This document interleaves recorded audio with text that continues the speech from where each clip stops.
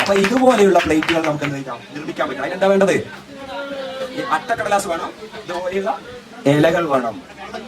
അപ്പൊ ചിലർ പറയും ഇതുപോലെയുള്ള ഇലകൾ നിർമ്മിക്കാൻ ഇത് എവിടെ നിന്ന് കിട്ടും എന്ന് ചോദിക്കാറുണ്ട്. മന്ദാരത്തിന്റെ ഇല ഇത് റെഡിമെയ്ഡ് ആയിട്ട് ഇങ്ങനെ തന്നെ കിട്ടും.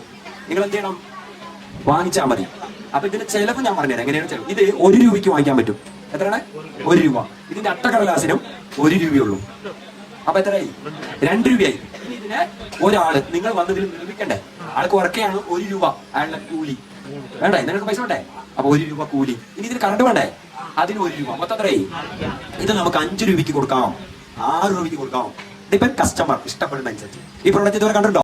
പക്ഷെ നമുക്ക് 6 രൂപയ്ക്ക് കൊടുത്താലും നമുക്ക് 2 രൂപ കിട്ടും. അപ്പൊ നിങ്ങൾക്ക് ഒരു ദിവസം എത്ര നിർമ്മിക്കാൻ പറ്റും മിഷനില്?